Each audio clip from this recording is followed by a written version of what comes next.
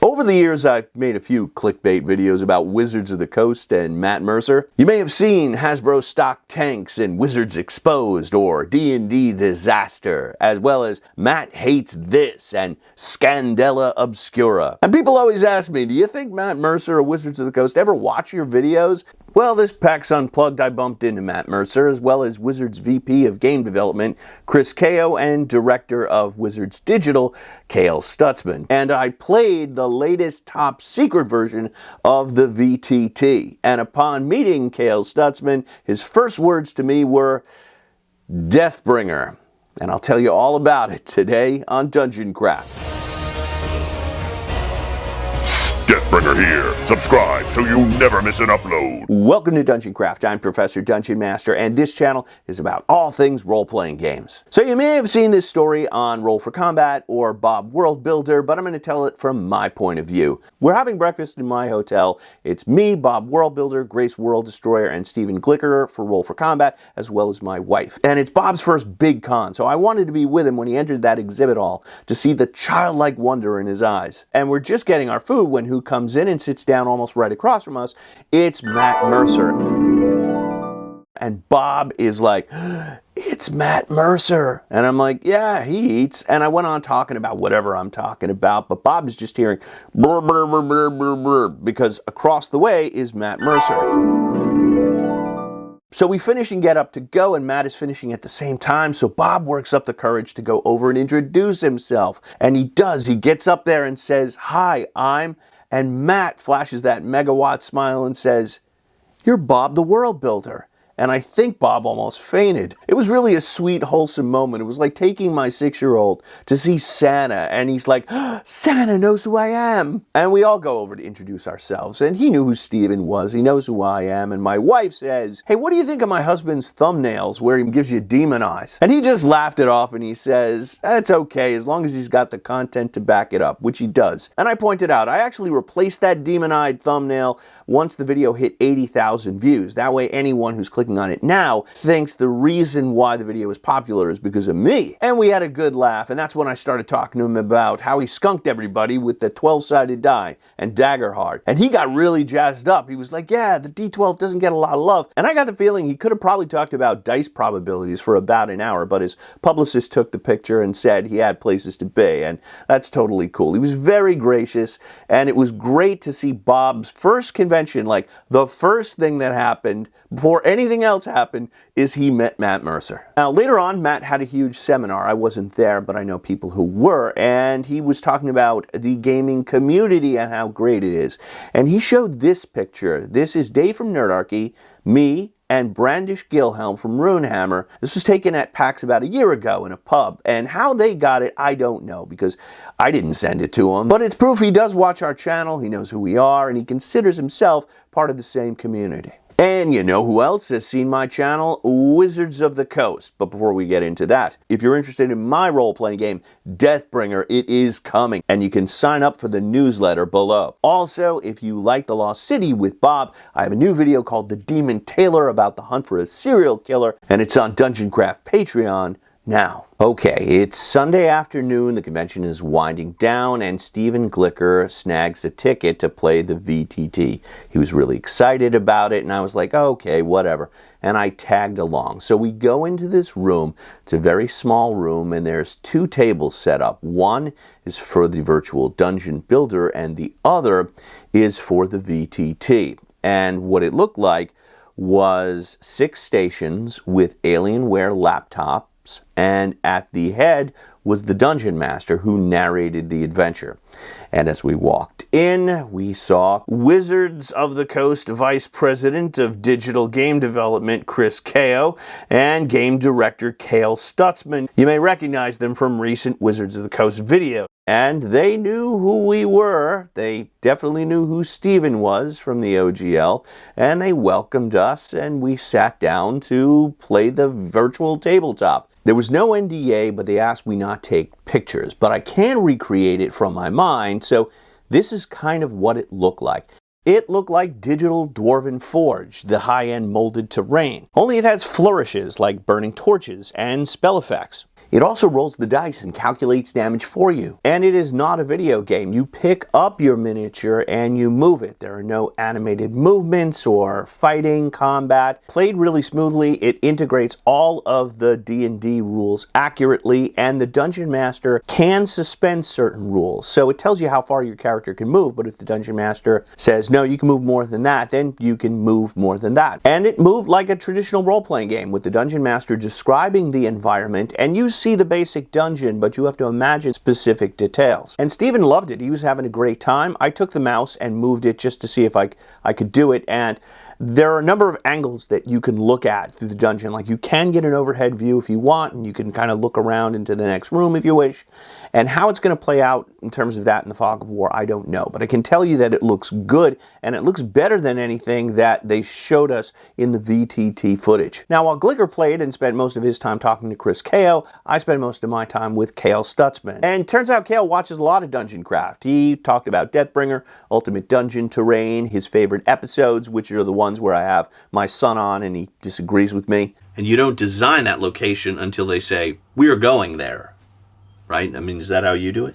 No. You don't design all 6 levels of it in advance, do you? I do. This is kind of messing up my video. I know, and we have very different viewpoints on D&D and how we run our games. He also agreed with me that 5e was way too easy, but he pointed out he doesn't make the rules. That's the Jeremy Crawford department. What he does is supervise the building of the VTT and the Dungeon Builder, and what they were going for was a very tactile look. They wanted to look like Dwarven Forge, like it's a toy that you can manipulate. Another cool thing he showed me was his phone, which had his YouTube queue of the videos he's watching, which includes my videos, but also terrain videos like RP Archive, who makes fantastic looking terrain. Look at this sewer, it's just awesome. The designers of the VTT do a lot of looking at stuff like this. Imagine this sewer, but it had flickering torches and mood lighting, and the sludge actually flowed. And you didn't have to build it, and you didn't have to store it. That's what they're going for. They want their VTT to have a very tactile feeling, like you're playing with a toy. And right now, the Dungeon Builder contains the tools for creating dungeons and some wilderness encounters, but eventually, you'll get more types of terrain, towns, cities, even sewers, whatever you can imagine. And he pointed this out, and it was very insightful, that when you Game Master Live, you do a lot of your work through the face and the eyes. You're giving off a lot of energy, and the players are giving it back to you. And there is no way a VTT can ever replicate that. Just like when you play D&D on Zoom, it's just not the same as being there in person. And here's the thing, they know that. And because they know it, they're not going to try. Instead, what they want to do is create energy through things like spell effects, and by having the dice calculate stuff really quickly for you. He said it's much like adapting a book for the screen. You can read Lord of the Rings or watch it in the movies. Now, if you watch it in the movies, you get the special effects and the spectacle. When you read the book, you might get the immersion and feel like you're really in Middle-earth. They're two different genres. So he had to figure out what VTTs do well and build upon that. For example, he has dinner with his family at 6 o'clock. If he drives to his friend's house at 7, gets there at 8, plays D&D for 3 hours, leaves at 11 because he has to be back by midnight. If he played on the virtual tabletop, he could start playing at 7 and finish at midnight and get 5 hours in of play instead of 3. So who is this game for? Well, in my opinion, it's for the 12-year-old in me, the one who first discovered Dungeons & Dragons, who went down into the Caves of Chaos and explored the moat house at the village of Hamlet. My friends and I were dungeon crawlers. We were into the tactical combat aspects of the game.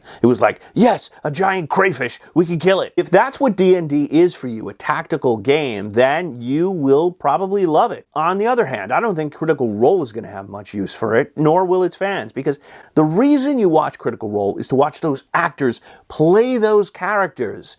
And it's the same with my group at home. I want to play with those people playing those characters, and they do the voices, and we have all these character arcs and stuff. So many of the moments, the great moments at my table, have nothing to do with fighting or the terrain. But again, if you're coming to it from a perspective of like, I like to buff out my character and use the rules, tactical way, you'd probably enjoy it. And this experience has pretty much confirmed what I've been saying on this channel for a year.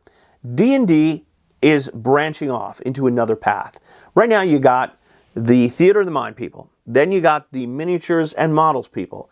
And soon you're going to have the VTT people. Each of these styles has strengths and weaknesses, and it'll be up to the players to choose how they want to play. So I'm going to answer some questions my patrons ask. They ask, does it run smoothly and does it incorporate all the D&D rules and spells?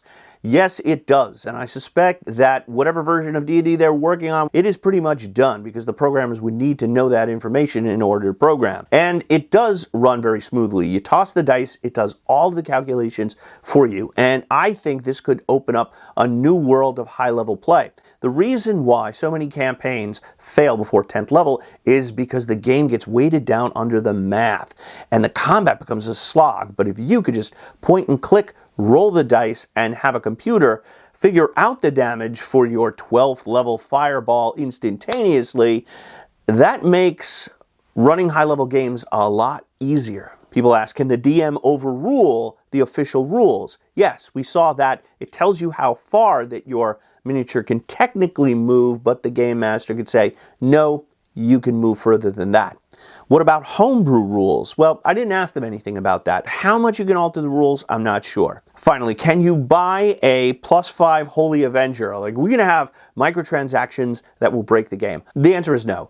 They're very clear that the game master gets to be the arbiter of what is allowed in your game. As for how the game is going to be monetized, we didn't talk about that, but I have some ideas which I'll share with you on Dungeon Craft Patreon. But ultimately, I think this will be good for the hobby, especially if you play a VTT, because it means that other virtual tabletops are going to have to compete.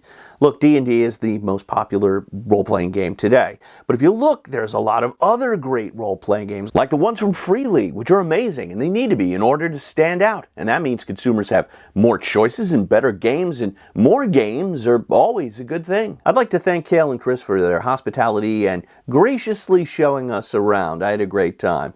That doesn't mean I still won't be skeptical in the future, but I always try to be fair and honest with my opinions. And that's what I think. What do you think? Share in the comments below. Also below, you'll find links to the Deathbringer newsletter, Dungeon Craft Patreon, where you can watch the Demon Tailor, and Drive Through RPG, where you can purchase the quick start rules for Deathbringer. And you can check out Bob Worldbuilder's version of the Matt Mercer story, and watch Stephen Glicker's full review of the VTT at Roll for Combat. Links to those below. Thanks for watching. I'll see you next time. And may all your rolls be 20s. So Deathbringer, are you interested in the VTT? Yes, I can't wait to viciously thrash Tabaxi. No. VTT stands for Virtual Tabletop. Mine will get more subscribers. Now sign up for my newsletter, get a Deathbringer t-shirt, and watch more Dungeon Craft.